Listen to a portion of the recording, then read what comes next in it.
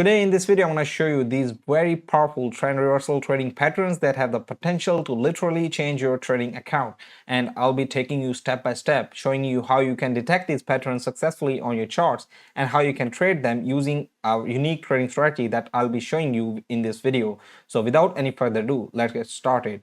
So first of all, let's talk about what is exhaustion in trading. Exhaustion is when the buyers or sellers are not able to continue the trend that is going on in the market. For example, here you can see there is a bearish trend going on with the formation of these lower highs and lower lows. But at this stage here, the sellers get exhausted and a lot of buyers come in and they change the direction of the trend, and the trend changes from bearish to bullish. So at this stage here, the sellers are exhausted and the trend reversal happens. Similarly, here we can see that there is the formation of this bullish trend and the buyers are driving the market in a bullish direction.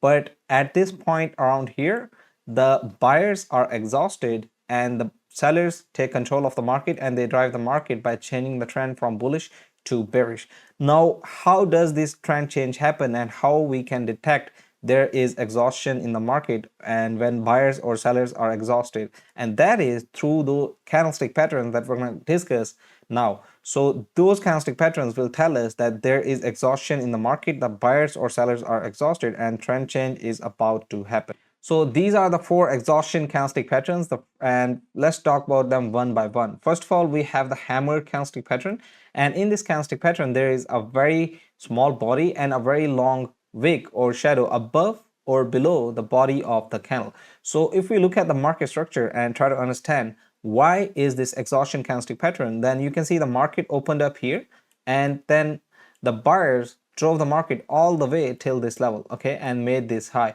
But here we can see a lot of sellers came in and they drove the market all the way downward till this level and made this low, and then they closed the market at this level here. So that's why there is a small formation of body, but with this long wick we can see that a lot of sellers pushed the market in the downward direction, forming this long shadow. So there is a lot of sellers activity and they're driving and they're pushing the market in the downward direction. So that's why whenever this candlestick pattern forms, we can say that the buyers are getting exhausted and sellers are taking control of the market. That's why whenever there is a long shadow above the small body of a previous candle, this is an indication of formation of hammer candlestick, and this tells us about the trend reversal from bullish to bearish in the market. Similarly, if we look here, we can see there is a small body and a very long shadow below the body of this candle. So this is a hammer candlestick pattern as well, and this tells us about the exhaustion of sellers, because after the formation of this hammer, the sellers get exhausted because we can see the market opens up here, okay, and then a lot of sellers come into the market and drive the market all the way downward till this level, forming this low. And after that, the buyers come in and they take the market, they take control of the market and they drive the market all the way upward and make this high, and then they close the market here. So with the formation of this long wick below the body of this candle, we can see that buyers are in control. That's why there is this long wick below this body, and at the end, at the close of this candle, this hammer, with the formation of this long wick and this small body, the buyers are in control. That's why the formation of this hammer, in which there is a very small body and there is a very long shadow below the body, represents the direction trend reversal in from bearish to bullish. So whenever we spot this type of hammer candlestick, we will be looking for a trend reversal from bearish to bullish. Now the second type is the Gravestone Doji, and if you remember, the Doji candlesticks are one which have same opening and closing price. They don't have a body at all. Now this is similar to the hammer candlestick. Only difference is in Gravestone it has much more strength of trend reversal because there is no formation of body at all. So here you can see that there is, in Gravestone Doji, the opening and closing price is at the lower end, and then there is this long shadow above this opening and closing price.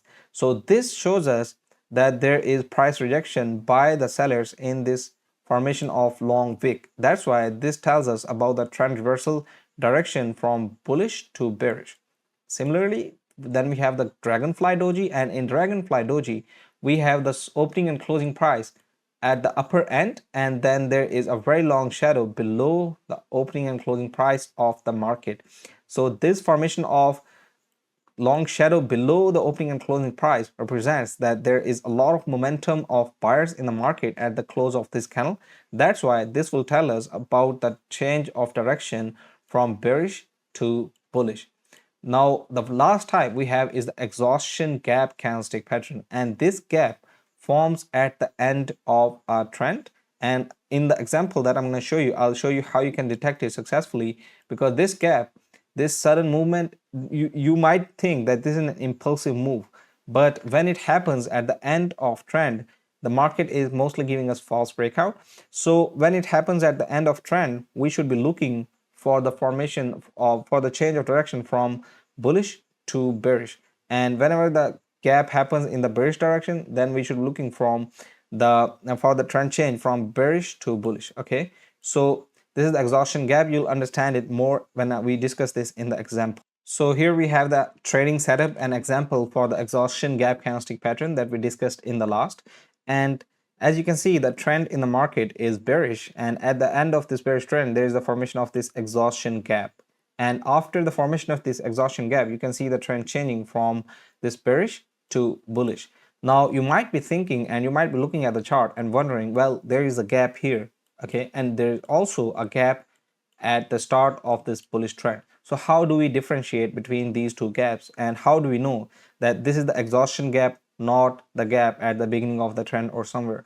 And to differentiate this, we have to pay close attention to the volume, trading volume in the market. For example, as you can see here, in the formation of this exhaustion gap, the trend market is already in the bearish direction, and the volume during this exhaustion gap is similar to the volume that is previously in the last candles. Okay, so look, paying close attention to the volume, we can see that the corresponding volume to this gap is similar to what was happening in the market earlier. Okay, but if we look here in the impulsive move at the start of this bullish trend, you can see that there is very high volume. So this exhaustion gap will only be valid when it's forming at the end of a bearish trend or a bullish trend, and the trading volume during this formation of gap is similar to the volume in the previous candles. And if there is a high volume, then this is not the exhaustion gap. This might just be a lot of buyer activity, and a lot of buyers might have come in, or a lot of sellers might have come into the market. So paying attention to the volume will help you identify the valid exhaustion gap candlestick patterns. And as you can see in the exhaustion gap candlestick pattern in action, because after the formation of this gap, the trend changed from bearish to bullish. And now let's look at the example of a hammer candlestick pattern. So for example, here you can see the formation of this demand zone, and at the demand zone, the psychology is that the market is going to come back to this demand zone, pick the pending orders, and then move in the bullish direction.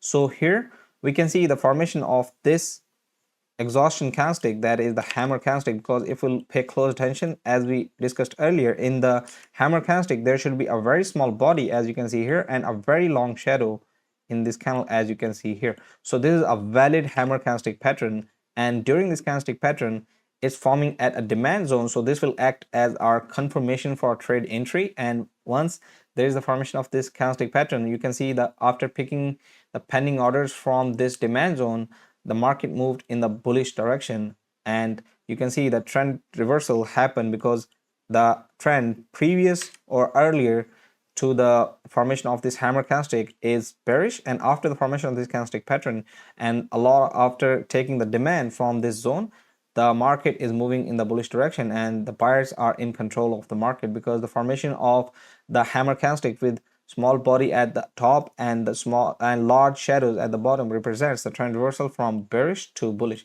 and this is what has happened here. Here you can see another example of the hammer candlestick that is changing the trend from bullish to bearish. So for example, with the formation of these higher highs and higher lows, the current trend in the market is in bullish direction, but after the formation of this hammer candlestick pattern, as you can see, this is a very small body but very long shadow above the body of the candle, which shows that there is a lot of rejection by the sellers. So after the formation of this hammer candlestick, the trend is anticipated to change from bullish to bearish, and that is what happens here, because with the formation of this hammer candlestick, the trend has changed from bullish to bearish, as you can see here. Now let's go ahead and pay close attention to the Dragonfly Doji candlestick pattern. So for example, here you can see there is the formation of this another demand zone in the market, and after the detection of this demand zone, we are waiting for the market to come back and pick the pending orders. If you are not sure about the demand, supply and demand zones, please make sure to check out our other video guides, and you can also use our supply and demand indicator to automatically detect the supply and demand zones for you on the chart in real time. So here at the formation of this demand zone, we can see the market did come back, and in this phase here, when the market is coming back to this demand zone, the market is moving in the bearish direction and sellers are in control of the market. But once the market reaches this demand zone, we can see that there is a formation of this Doji candlestick, and at this Doji candlestick you can see the opening and closing price is almost same, and there is a very long shadow below the body of this opening and closing price, representing that with the formation of this wick, long wick below the opening and closing price, we know that now the buyers are rejecting the sellers and they are trying to push the market in the bullish direction. And at the close of this candle, the buyers are in control of the market. So with the formation of this candlestick, this Doji candlestick pattern, this Dragonfly Doji, the trend is getting reversed from bearish to bullish, as you can see here. And also